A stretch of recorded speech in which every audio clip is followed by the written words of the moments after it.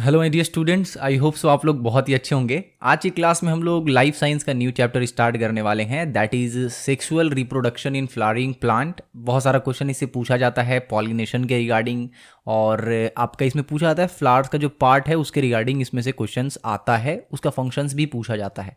ठीक है, तो अगर बिल्कुल भी आपको कुछ भी नहीं पता इस चैप्टर के बारे में तो भी आपको टेंशन नहीं लेना है, बिकॉज एकदम स्टार्टिंग से शुरू करेंगे और पूरा डिटेल में इसको अच्छे तरीके से समझेंगे इस चैप्टर को, और एक एक बारीक बारीक जो चीज़ है इसमें वो सारा का सारा हम लोग पूरा का पूरा अच्छे से समझने की कोशिश करेंगे। ठीक है, तो चैप्टर का नाम क्या है? Sexual reproduction in flowering plants, यानी कि जो फ्लावरिंग प्लांट्स होते हैं उनमें किस तरीके से सेक्सुअल रिप्रोडक्शन होता है उसके बारे में हम लोग पढ़ेंगे। जैसे कि पिछली क्लास में रिप्रोडक्शन चैप्टर में हमने क्या जाना कि रिप्रोडक्शन का मूड्स दो होता है, एक आसेक्सुअल एक सेक्सुअल। तो आसेक्सुअल के बारे में हम लोगों ने पिछले चैप्टर में अच्छे से पढ़ा है। अगर आपने नहीं देखा है तो आप जाकर चेक कर सकते हो, आपका 3 अलग अलग पार्ट मिल जाएगा पिछले चैप्टर का, जिसका नाम है रिप्रोडक्शन। ओके, अच्छा, तो उसमें हमने आसेक्सुअल रिप्रोडक्शन के बारे में अच्छे से पढ़ा था। किसके बारे में पढ़ा था? आसेक्सुअल रिप्रोडक्शन के बारे में हमने उसमें अच्छे से पढ़ा था, बट हमने वहाँ पे सेक्सुअल रिप्रोडक्शन के बारे में उतना नहीं पढ़ा था। इस चैप्टर में हम लोग पढ़ेंगे सेक्सुअल रिप्रोडक्शन के बारे में, बट यहाँ पे हम लोग पढ़ने वाले हैं प्लांट्स के बारे में, ना कि एनिमल्स के बारे में। तो एक काम करते हैं, ये सारा कुछ यहाँ पे इरेज करते हैं, इरेज करने के बाद फटाक से क्या करते हैं भैया, चैप्टर पे चलते हैं। तो इसमें हम लोग आज के वीडियो में क्या पढ़ने वाले हैं? आज के वीडियो में हम लोग पढ़ने वाले हैं different parts of flowering plant. Okay, यानी कि फ्लावरिंग प्लांट्स में कौन कौन सा पार्ट्स होता है उसको हम लोग आज डिस्कस करेंगे, और उसका फंक्शंस क्या क्या होता है उसको डिस्कस करेंगे। तो अगर आपको ये नहीं पता कि कैलिक्स क्या है और कैलिक्स का फंक्शन क्या है, कोरोला क्या है और कोरोला का फंक्शन क्या है, यहाँ पे मैं कोरोला बोल रहा हूँ, कोरोना नहीं, एंड्रोसियम क्या है और एंड्रोसियम का फंक्शन क्या है, और गाइनोसियम क्या है, गाइनोसियम का फंक्शन क्या है, अगर आपको बिल्कुल भी नहीं पता है तो इस वीडियो को देखने के बाद आपको सारा कुछ एकदम अच्छे से समझ में आ जाएगा। ओके, तो स्टार्ट करते हैं सबसे पहला से, दैट इज कैलिक्स। और यहाँ पे हम लोग किस चीज़ का एग्जाम्पल लेंगे? यहाँ पे हम लोग जो भी एग्जाम्पल लेंगे वो होगा हमारा चाइना रोज ना, चाइना रोज बोलते हैं इसको, चाइना रोज का एग्जाम्पल लेकर हम लोग यहाँ पे सारा कुछ समझेंगे। और अगर आपके बुक में डायग्राम भी दिया हुआ होगा तो वो चाइना रोज का ही डायग्राम दिया होगा, बिकॉज इसमें सारा पार्ट जो है वो इजीली हम लोग देख पाते हैं, तो इसीलिए हम लोगों को अच्छे से समझने के लिए चाइना रोज का ही इस्तेमाल किया जाता है, जैसे कि ये वाला चीज़ आप यहाँ पे देख रहे हो। ठीक है, इसका नाम आपका हिबिस्कस रोज़ैज़िनेसिस, ठीक है ना, हिबिस्कस रोज़ैज़िनेसिस इसका एग्जाम नाम है। अगर मैं यहाँ पे लिखूँ तो साइंटिफिक नेम, अगर एग्जाम में आ गया, हालांकि आता नहीं है, बट देखो अगर किस्मत ख़राब है तो कुछ भी आ सकता है ना। तो इसीलिए इसका नाम थोड़ा सा हम लोग याद रखते हैं। नाम क्या है? हिबिस्कस, और ये आपका हो जाएगा ROSANINE, क्या लिखा मैंने? ROSASI होगा, यहाँ पे NI नहीं होगा। ठीक है, तो ROSASINENSIS।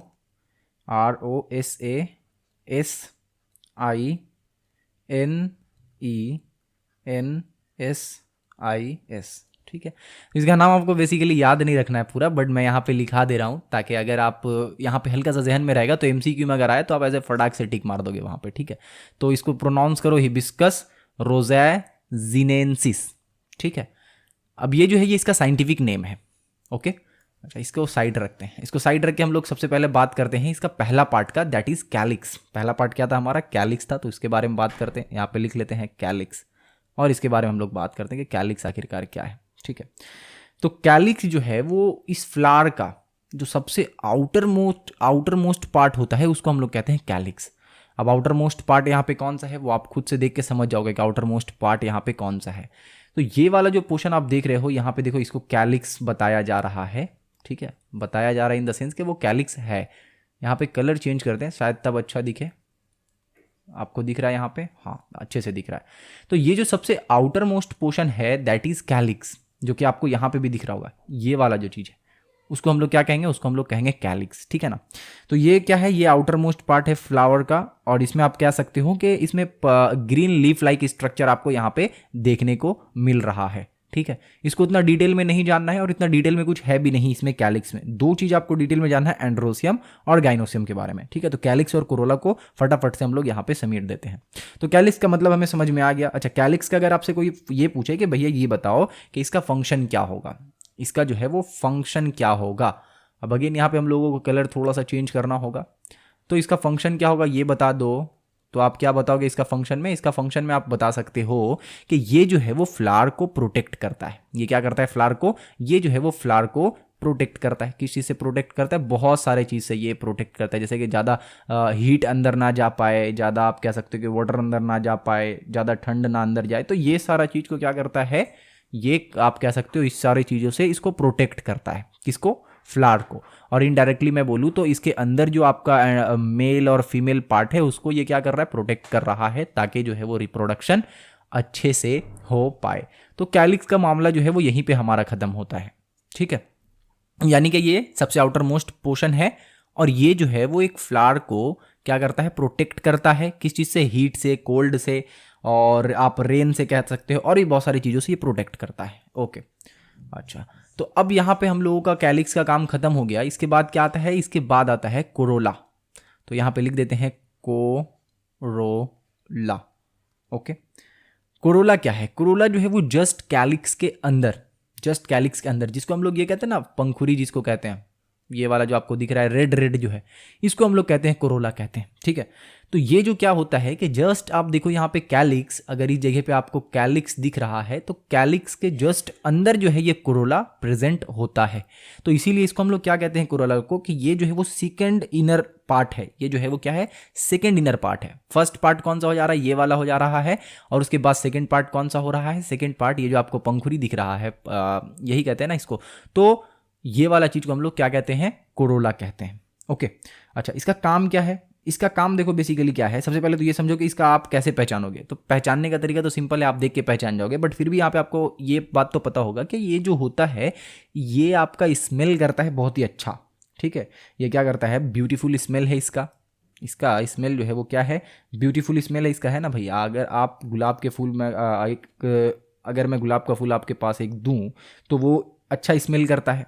तो आप क्या कह सकते हो कि ब्यूटीफुल स्मेल। और जो स्मेल हो रहा है वो किसके कारण होगा? अगर मैं आपको एक रोज का फ्लावर देता हूं तो उसमें जो स्मेल आ रहा है, एक ब्यूटीफुल सा स्मेल आ रहा है, वो कहाँ से आ रहा है? तो वो उसके कोरोला से आ रहा है, यानी उसके पंखुड़ी से आ रहा है। राइट, ये सब बात हम लोगों को पहले से ही पता है, बट यहाँ पे हम लोग इंग्लिश का टर्म जो है वो एक एक करके जान रहे हैं कि उसको क्या बोलते हैं। अच्छा, ब्यूटीफुल भी होता है और साथ ही साथ कलरफुल भी होता है, या फिर मैं बोलूँ ब्राइट कलर का होता है। क्या होता है? ब्राइट कलर का होता है। और कहीं कहीं पे जो है वो ये दोनों केस होता है, ब्यूटीफुल स्मेल भी आ रहा है और साथ ही साथ जो है वो कलर भी उसका ब्राइट है। तो कभी कभी दोनों चीज़ होता है, कभी कभी ब्राइट होता है, कभी कभी ब्यूटीफुल होता है। ठीक है, तो बेसिकली ये आप कह सकते हो कि एक फ्लावर का ये खूबसूरती बढ़ा रहा है। सिंपल लैंग्वेज में हम लोग समझते हैं ताकि हम लोग को याद रहे। तो फ्लावर का ये क्या कर रहा है? बेसिकली फ्लावर का ये खूबसूरती बढ़ा रहा है कोरोला। फंक्शन इसका क्या है? फंक्शन अगेन यही है कि जो एंड्रोसियम और गाइनोसियम को जो ये क्या करेगा? प्रोटेक्ट करके रखेगा। ठीक है, जिस तरीके से कैलिक्स का फंक्शन था, इसका भी फंक्शन क्या है? वही है। तो अगर आपसे कोई बोले कि इसका फंक्शन बताइए क्या होगा, तो आप इसका फंक्शन बता सकते हो कि ये जो है वो क्या कर रहा है? प्रोटेक्ट कर रहा है। किसको प्रोटेक्ट कर रहा है? ये आपका प्रोटेक्ट कर रहा है। इसके अंदर जो एंड्रोसियम और गाइनोसियम, ये दोनों जो चीज़ प्रेजेंट है उसको ये प्रोटेक्ट कर रहा है। अब यहाँ पे आप सोच रहे हो कि भैया बहुत हो गया एंड्रोसियम गाइनोसियम, आखिरकार उसमें है क्या जिसको कोरोला भी प्रोटेक्ट कर रहा है, उसके बाद कैलिक्स भी प्रोटेक्ट कर रहा है? तो ऐसा क्या चीज़ है एंड्रोसियम के अंदर? ठीक है, ऐसा क्या चीज़ है एंड्रोसियम में जिसको इतना प्रोटेक्ट करने का ज़रूरत पड़ रहा है? तो देखो, ये वाला चैप्टर जो हम लोग पढ़ रहे हैं ये एक्चुअल में इसलिए पढ़ रहे हैं बिकॉज फ्लावर के अंदर ये एंड्रोसियम और ये गाइनोसियम वाला पार्ट है। अदरवाइज ये sexual reproduction in flowering plant हम लोग पढ़ते ही नहीं। तो इसीलिए ये जो है वो किसी भी फ्लावर का बहुत ही इम्पॉर्टेंट पार्ट है, बहुत ही इम्पॉर्टेंट पार्ट है। ओके, अच्छा, अब इसके बारे में थोड़ा सा हम लोग डिटेल में समझते हैं। ठीक है, तो यहाँ पे तो ये बात तो कंफर्म है कि पहला लेयर कौन सा था? कैलिक्स था। दूसरा लेयर कौन सा था? कोरोला था। तो ये जो है वो थर्ड लेयर होगा। ये क्या होगा? थर्ड लेयर होगा। अगर आप बाहर से देखो तो, बाहर से अगर आप देखोगे तो this will be third layer. Okay, अच्छा, और एंड्रोसियम का क्या काम है? तो यहाँ पे जो है वो बेसिकली मेल रिप्रोडक्टिव ऑर्गन होता है। यहाँ पे क्या होता है? मेल रिप्रोडक्टिव ऑर्गन प्रेजेंट होता है। अब यहाँ से इसका खेल जो है वो शुरू हो रहा है।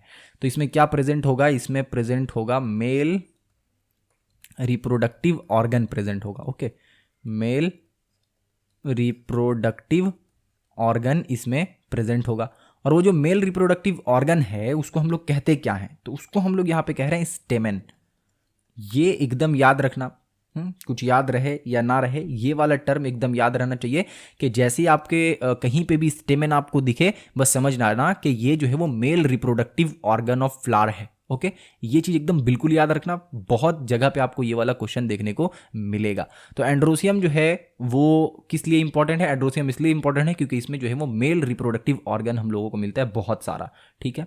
इसीलिए हम लोग यहाँ पे क्या लिख रहे हैं, स्टेमेन्स लिख रहे हैं, ना कि स्टेमेन। ओके, अच्छा ये है कौन सा पोर्शन? तो अगर मैं आपको ये वाला चीज़ दिखाऊं तो ये वाला चीज़ को कहते हैं स्टेमेन, स्टेमेन्स कहते हैं एक्चुअल में। इसके अंदर बहुत सारा स्टेमेन है, ठीक है। अब उसको अगर जूम करोगे तो वो कुछ इस तरीके से दिखेगा। यहाँ पे जो आपको दिख रहा है ना, छोटा छोटा छोटा छोटा ऐसे करके, फिर ऐसे फिर ऐसे फिर ऐसे, छोटा छोटा इसमें दिख रहा है।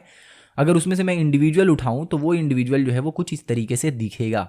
ओके, तो बहुत ज़्यादा इंपॉर्टेंट पार्ट है एंड्रोसियम, और इसमें मेल रिप्रोडक्टिव ऑर्गन प्रेजेंट होता है जिसको हम लोग कहते हैं स्टेमेन। ओके, अब हर एक स्टेमेन के अंदर क्या होगा कि एक सिलेंडर लाइक स्ट्रक्चर होगा। एक सिलेंडर लाइक स्ट्रक्चर होगा हर एक स्टेमेन के अंदर। यहाँ पे कितना सारा स्टेमेन है आप देखो, 20 30 50 100 कुछ स्टेमेन यहाँ पे है, वैसा लगभग आप मान लो 20-50 स्टेमेन यहाँ पे है। उसमें से एक स्टेमेन को अगर आप जूम करो तो आपको कुछ इस तरीके से दिखेगा, और इसमें आप ये वाला स्ट्रक्चर अच्छे से नोटिस कर पा रहे होगे। ये स्ट्रक्चर किस तरीके से हम लोग को दिख रहा है? ये स्ट्रक्चर दिख रहा है हम लोग को एक सिलेंडर की तरह। इसको क्या कहते हैं? इसको हम लोग कहते हैं फिलामेंट। ओके, यहाँ पे देख लो फिलामेंट लिखा हुआ है। तो डेफिनेशन जो है वो आप अपने बुक से याद कर सकते हो, वो हमारे लिए इंपॉर्टेंट नहीं है, वो आप पहले भी याद कर सकते थे अभी भी, बट यहाँ पे इंपॉर्टेंट ये है कि आपको पता होना चाहिए कि आप याद क्या कर रहे हो। तो फिलामेंट हम लोग किसको कह रहे हैं? फिलामेंट हम लोग कह रहे हैं बेसिकली एक सिंगल स्टेमेन को उठाने के बाद जो सिलेंडर लाइक स्ट्रक्चर हम लोगों को दिख रहा है, ठीक है ना। एक सिंगल उठाने के बाद जो सिलेंडर लाइक स्ट्रक्चर हम लोगों को दिख रहा है, that is called filament. Clear है? और ऊपर में जो आपको एक सैक लाइक स्ट्रक्चर दिख रहा है, यानी एक बैग की तरह जो आपको यहाँ पे दिख रहा है ऊपर में, किस तरीके से दिख रहा है? बैग की तरह जो आपको ऊपर में दिख रहा है, इस बैग को हम लोग कहते हैं एंथर। इस बैग को क्या कहते हैं? इस बैग को हम लोग कहते हैं एंथर। ओके, तो इसका मतलब ये हुआ कि स्टेमेन के अंदर क्या क्या प्रेजेंट है? सिलेंडर है, यानी कि फिलामेंट है बेसिकली, और उसके पास एंथर भी है। तो एक ऊपर में आपको इस सैक लाइक स्ट्रक्चर दिख रहा है, that is called anther, and यहाँ पे जो आपको एक सिलेंडर लाइक स्ट्रक्चर दिख रहा है, दैट इज कॉल्ड फिलामेंट। और ये दोनों पार्ट किसका है? ये दोनों पार्ट है स्टेमेन का, और स्टेमेन प्रेजेंट कहाँ होता है? एंड्रोसियम में प्रेजेंट होता है। इस तरीके से आपको यहाँ पे याद रखना है ये चीज। ओके, अब जो यहाँ पे आप देख रहे हो एंथर, जिसको आप लोग यहाँ पे कह रहे हो, ये एंथर के अंदर क्या होता है? ये एंथर को हम लोग एक और नाम से जानते हैं, और वो नाम क्या है? वो नाम है पॉलन सैक। ओके, दूसरा नाम क्या है इसका? दूसरा नाम है पॉलन सैक नाम है। अब पॉलन सैक जैसे कि आप नाम देख रहे हो यहाँ पे कि पॉलन सैक, यानी पॉलन का बस्ता आप कह सकते हो, पॉलन का बैग आप कह सकते हो, ठीक है। तो इसका मतलब ये हुआ कि कहीं ना कहीं ये बैग और पॉलन ग्रेन, इन दोनों का बहुत ही करीबी क्या कह सकते हो आप, रिलेशन है, ठीक है, पॉलन ग्रेन और इसका। तो हाँ, रिलेशन है। रिलेशन क्या है यहाँ पे कि ये जो आप देख रहे हो एंथर बेसिकली, उसमें के अंदर जैसे कि हम लोग स्पर्म के बारे में पढ़े थे सेल डिवीजन में, तो ये क्या था? ये रिप्रोडक्टिव यूनिट था, मेल रिप्रोडक्टिव यूनिट।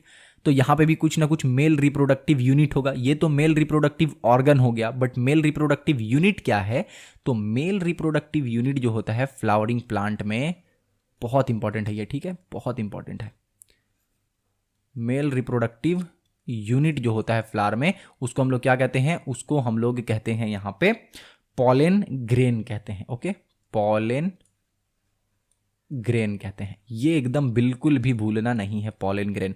तो मेल रिप्रोडक्टिव ऑर्गन स्टेमेन है, और मेल रिप्रोडक्टिव यूनिट जो है दैट इज पॉलन ग्रेन। यानी पॉलन ग्रेन के ट्रांसफर होने से, ठीक है, पॉलन ग्रेन के ट्रांसफर होने से जो है वो रिप्रोडक्शन होगा, राइट। जिस तरीके से स्पर्म के ट्रांसफर होने से रिप्रोडक्शन हो रहा था, स्पर्म और फीमेल रिप्रोडक्टिव यूनिट जब यूनाइट कर रहा था तो रिप्रोडक्शन हो रहा था, इसी तरीके से यहाँ पे mail reproductive unit that is pollen grain, ये जब यूनाइट करेगा फीमेल रिप्रोडक्टिव यूनिट से, जो कि थोड़ी देर में हम लोग पढ़ेंगे, तब जाके यहाँ पे रिप्रोडक्शन का प्रोसेस चलेगा, जाइगट वगैरह फॉर्मेशन होगा। ओके, तो मेल रिप्रोडक्टिव यूनिट क्या है? Pollen grain. अच्छा, पॉलन ग्रेन जो है वो कहाँ प्रोड्यूस होता है? तो पॉलन ग्रेन प्रोड्यूस होता है एंथर में, ठीक है। दैट्स वाई इसको हम लोग कहते हैं पॉलन सैक। एक बार इसको समराइज करते हैं ताकि हम लोगों को जो भी कंफ्यूजन हो रहा है वो पूरा का पूरा क्लियर हो जाए। तो हमने यहाँ पे जाना कि एंड्रोसियम नाम का कोई एक पार्ट होता है फ्लावरिंग प्लांट के अंदर। ओके। इस एंड्रोसियम नामक पार्ट के अंदर एक मेल रिप्रोडक्टिव ऑर्गन होता है दैट इज कॉल्ड स्टेमेंस, यानी उसको हम लोग स्टेमेंस कहते हैं। उस स्टेमेंस में दो अलग अलग पार्ट होता है। फर्स्ट वन इज फिलामेंट, इसको मैं हटाता हूं, सिलेंडर लिखा हुआ जो है यहाँ पे हम लोग लिखते हैं फिलामेंट। ओके, तो first one is filament and second one is anther that looks like sac, that's why it is called pollen sac. ठीक है, अब ये जो पॉलन सैक कहला रहा है तो इसलिए कहला रहा है क्योंकि यहाँ पे पॉलन से कुछ लेना देना है। इसका क्या लेना देना है? लेना देना ये है कि यही वो जगह है जहां पे पॉलन ग्रेन जो है वो प्रोड्यूस होता है। अब सवाल ये होता है कि भैया पॉलन ग्रेन क्या है? तो पॉलन ग्रेन जो है वो मेल रिप्रोडक्टिव यूनिट है, जस्ट लाइक स्पर्म जो कि ह्यूमन बींग्स मेल ह्यूमन में होता है, ह्यूमन मेल में होता है। उसी तरीके से यहाँ पे फ्लावर में क्या हो रहा है? मेल फ्लावर में रिप्रोडक्टिव यूनिट क्या है? पॉलन ग्रेन है। ठीक है, तो स्पर्म और पॉलन ग्रेन दोनों को आप एक साथ याद रखना। यहां तक जो है वो हमारा एंड्रोसियम का काम कंप्लीट होता है। अब यहां पे हम लोग किसके बारे में पढ़ रहे हैं? तो हम लोग पढ़ रहे हैं मेल रिप्रोडक्टिव सिस्टम, बेसिकली सारा कुछ।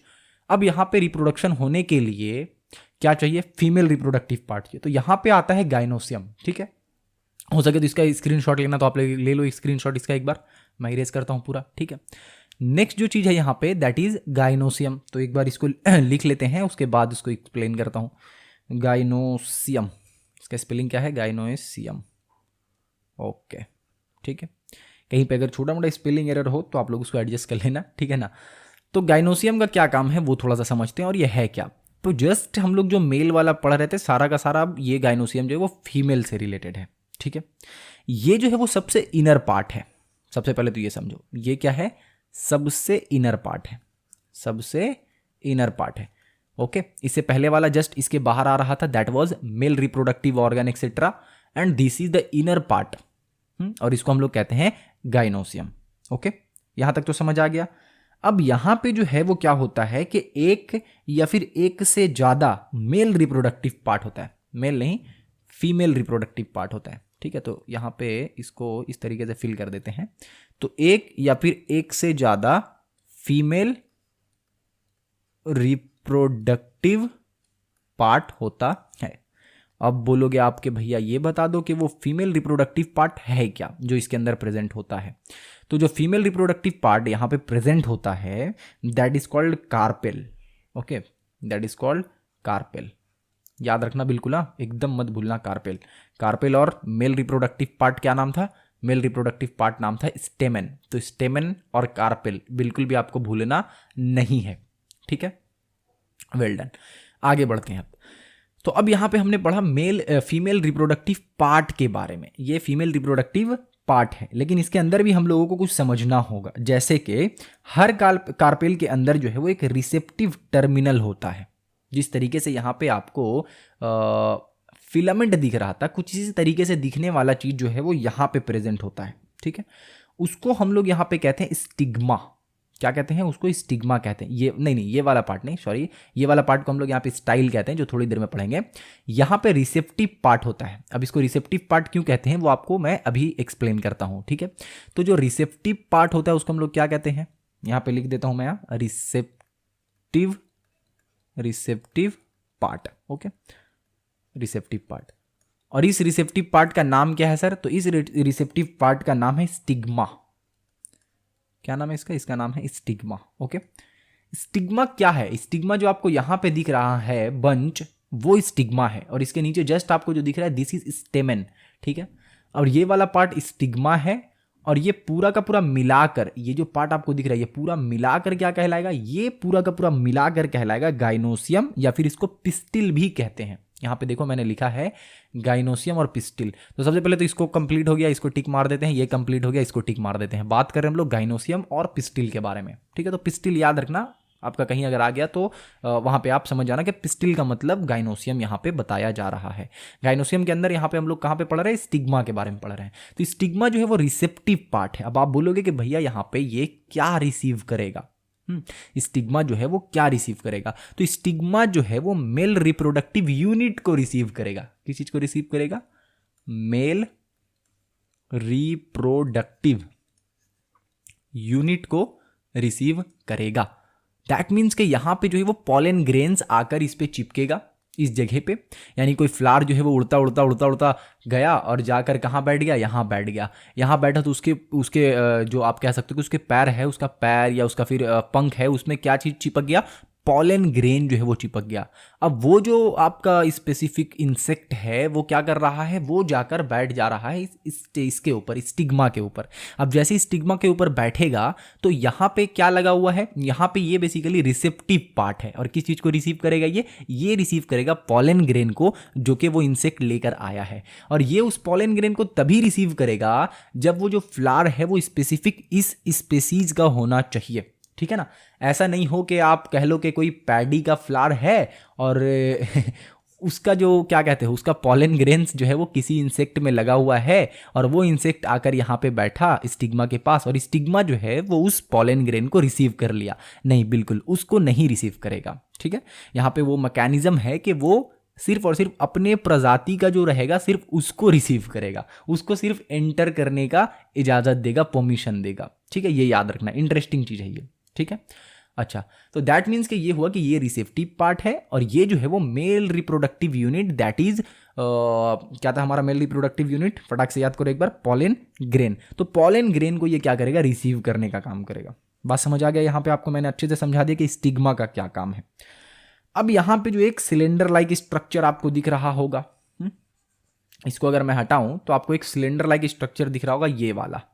ये जो सिलेंडर लाइक स्ट्रक्चर दिख रहा है उसको हम लोग यहाँ पे कहते हैं, ये जो आपको सिलेंडर लाइक स्ट्रक्चर यहाँ पे दिख रहा है दैट इज कॉल्ड, फटाक से बोलो क्या कहते हैं उसको, स्टाइल कहते हैं।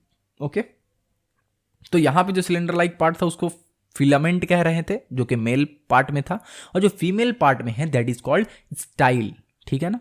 क्लियर है यहाँ पे। अच्छा, आगे थोड़ा सा चलते हैं। अब अगर आप थोड़ा सा नीचे आओ तो नीचे में आपको स्वॉलन पोर्शन यानी कि थोड़ा सा फूला हुआ पोर्शन दिख रहा होगा। यहाँ तक जो है बेचारा पतला होके नीचे चला आया, बट यहाँ पे थोड़ा सा आपको फूला हुआ पोर्शन दिख रहा होगा, ठीक है। कुछ इस तरीके से आपको दिख रहा है कि यहाँ पे ऐसे पतला पतला आ रहा है, बट नीचे जब आ रहा है तो ये कुछ इस तरीके से फूल जा रहा है, ठीक है। अब यहाँ पे इसका फूलने का क्या कारण है या फिर ये है क्या एक्चुअल में, तो ये जो आपको बेसल पार्ट जो फूला हुआ दिख रहा है, स्वॉलन पार्ट जो आपको यहाँ पे दिख रहा है, उसको हम लोग कहते हैं ओवरी। ओके, इसको हम लोग क्या कहते हैं, इसको कहते हैं ओवरी, याद रखना। ओके, तो यहाँ पे हम लोग किसके बारे में बात करें, फीमेल रिप्रोडक्टिव पार्ट के बारे में। अभी हम लोग कहाँ तक पहुंचे, ओवरी तक पहुंचे, बट ओवरी तक जो हम लोग पहुंचे हैं तो यहाँ पे जो है वो ओव्यूल प्रेजेंट होगा। क्या प्रेजेंट होगा, ओव्यूल प्रेजेंट होगा। तो इस ओवरी के अंदर, इनसाइड ऑफ दिस ओवरी क्या प्रेजेंट होगा, ओव्यूल प्रेजेंट होगा, ओव्यूल, ठीक है। और ओव्यूल जो प्रेजेंट है उसमें क्या होगा, उसमें एग सेल होगा, उसमें एग सेल होगा, जो कि बहुत इंटरेस्टिंग है। अभी मैं एक्सप्लेन करता हूं। तो क्या देखा आपने देखा यहाँ पे कि फीमेल रिप्रोडक्टिव पार्ट जो है उसको हम लोग क्या कह रहे हैं, कार्पेल कह रहे हैं, और ये किसका पार्ट है, ये गाइनोसियम का पार्ट है। Well done, very good. इसके बाद हम लोगों ने क्या देखा, इसके बाद हम लोगों ने देखा कि वो जो कार्पेल है ना उसमें तो एक रिसेप्टिव पार्ट भी जुड़ा हुआ है, and this is called stigma. Stigma का काम क्या है कि वो रिसीव करेगा, किस चीज़ को रिसीव करेगा, मेल रिप्रोडक्टिव यूनिट को रिसीव करेगा। And if I will ask you के मेल रिप्रोडक्टिव यूनिट किसको कहते हैं, then what you will answer me कि मेल रिप्रोडक्टिव यूनिट हम लोग कहते हैं पॉलन ग्रेन को। Very good. आगे हम लोगों ने देखा कि भैया मामला यहाँ पे तो नहीं थमा है, आगे चला है। आगे स्टिग्मा के बाद हम लोगों को एक सिलेंडर लाइक स्ट्रक्चर दिख रहा है। We are seeing a cylinder like structure over there which is called style. क्या कहला रहा है वो, स्टाइल कहला रहा है। अच्छा, तो स्टाइल का क्या काम है भैया, तो देखो यहाँ पे जो चीज़ रिसीव होगा, स्टिग्मा में जो चीज़ रिसीव होगा वो इस स्टाइल के थ्रू यानी इस पाइप के थ्रू कहाँ जाएगा, ओवरी के पास जाएगा। वेरी गुड, इतना तक समझ आ रहा है आपको, यानी मज़ा आ रहा होगा आपको। तो ये कहाँ गया, अब ये गया आपका ओवरी के पास। अब ओवरी जो है वो वहाँ पे सिर्फ ओवरी नहीं है, वहाँ पे ओव्यूल प्रेजेंट है। ओके, ओवरी के पास क्या है, ओवरी में एक या एक से ज़्यादा ओव्यूल है, और हर ओव्यूल में क्या है, ओव्यूल तक भी मामला साफ नहीं हुआ है। हर ओव्यूल में क्या है, एग सेल प्रेजेंट है। हर ओव्यूल में क्या है, एग सेल प्रेजेंट है। और बेचारा पॉलन ग्रेन को वहां से कहां तक पहुंचना है, एग सेल तक पहुंचना है, और आफ्टर दैट क्या होगा, फर्टिलाइजेशन होगा। आफ्टर दैट क्या होगा, फर्टिलाइजेशन होगा, और फर्टिलाइजेशन होगा तो उसके बाद क्या होगा, उसके बाद फिर आपका बेसिकली एक फ्रूट में कन्वर्ट होगा, और जो फ्रूट में कन्वर्ट होगा तो फ्रूट के अंदर क्या क्या प्रेजेंट होता है, फ्रूट के अंदर जो है वो सीड प्रेजेंट होता है। जैसे कि मैं अगर आपको यहाँ पे बताऊँ तो जो ओव्यूल है, ठीक है, फीमेल गैमेट में जो ओव्यूल क्या है, ओव्यूल बेसिकली यहाँ पे फीमेल गैमेट है, मेल गैमेट हमने क्या देखा, पॉलन ग्रेन, ओव्यूल क्या है, फीमेल गैमेट है, ये फर्टिलाइजेशन में हेल्प करेगा। Very good. फर्टिलाइजेशन के बाद बात करते हैं ना, फर्टिलाइजेशन के बाद क्या होगा, तो फर्टिलाइजेशन के बाद जो यहाँ पे होगा वो बेसिकली ये होगा कि ओवरी जो है वो फ्रूट में कन्वर्ट हो गया और ओव्यूल जो है वो सीड में कन्वर्ट हो गया। अच्छा, ऐसा होता है भैया, यानी हम जो फ्रूट खा रहे हैं वो ओवरी है, अच्छा, और उसके अंदर जो सीड है वो क्या है, दैट इज ओव्यूल। ये जो चीज है ना भैया, ये आपको मतलब बहुत सारा क्वेश्चन पेपर में देखने को मिलेगा कि ओवरी किस चीज में कन्वर्ट हो रहा है, ओव्यूल किस चीज में कन्वर्ट हो रहा है। तो आपको याद रखना है कि ओवरी कन्वर्ट हो रहा है फ्रूट वाले पोर्शन में, जिसको आप चबा चबा कर खा रहे हो, फ्रूट वाले पोर्शन में, ठीक है। हाँ, कई बार तो हम लोग फ्रूट के साथ साथ सीड भी दबा देते हैं, भाई सीड नहीं फेंके ना, सीड भी खा जाना। जैसे कि अगर आप क्या कहते हैं, अमरूद कहते हैं, अमरूद खा रहे हो तो आप क्या करते हो कि उसका फ्रूट भी खा रहे हो और साथ ही साथ उसका आप कहो सीड भी खा रहे हो, दोनों खा जा रहे हो, ठीक है। तो आपके पेड़ के अंदर ऐसा नहीं है कि प्लांट हो जाएगा, वैसा कुछ नहीं होगा। तो ओवरी जो है वो फ्रूट में कन्वर्ट हो गया, और ओव्यूल जो है, एकदम ये चीज़ याद रखना, ओव्यूल जो है वो किस चीज़ में कन्वर्ट हो गया, ओव्यूल जो है वो कन्वर्ट हो गया सीड में, सीड में, ओके। ये चीज़ याद रखना, जान जाए पर ये दोनों चीज़ ना जाए ठीक है, ये दोनों याद रहना चाहिए कि ओवरी जो है वो फ्रूट में कन्वर्ट हो गया, ओव्यूल जो है वो सीड में कन्वर्ट हो गया, राइट। अच्छा, यहाँ पे है क्या है, ट्रिक क्या है, कैसे याद रखेंगे, तो याद इस तरीके से रखोगे कि भैया जो एक्चुअल में फर्टिलाइजेशन का प्रोसेस हो रहा था वो कहाँ हो रहा था, ओव्यूल के अंदर हो रहा था। तो ओव्यूल के अंदर जो फर्टिलाइजेशन का प्रोसेस होगा, इसका मतलब कि जो नेक्स्ट प्लांट आएगा उसका रिलेशन कहीं ना कहीं ओव्यूल से होगा, और नेक्स्ट प्लांट किसके थ्रू आता है, फ्रूट के थ्रू नहीं आता है बल्कि उसके सीड के थ्रू आता है। तो ओव्यूल जो है वो सीड में कन्वर्ट हो जाएगा और ओवरी जो है वो फ्रूट में कन्वर्ट हो जाएगा, एंड आफ्टर दैट यहाँ पे प्रोसेस जो है वो ऑलमोस्ट हमारा कंप्लीट हो जाएगा। बट यहाँ पे हम लोगों ने सारा कुछ तो अच्छे से पढ़ लिया, सब कुछ समझ लिया, प्लांट का सारा पोर्शन समझ लिया, और यहाँ पे इसको टिक भी कर लेते ताकि थोड़ा सा फीलिंग आ क्या, हा हा हा कंप्लीट हो गया है। तो हमने कैलिक्स समझा, क्रोला समझा, एंड्रोसियम समझा, गाइनोसियम समझा, सब तो समझ लिया, बट यहाँ पे हमने ये नहीं समझा कि ये चीज होगा कैसे। आखिर वो कौन है जो पॉलन ग्रेन को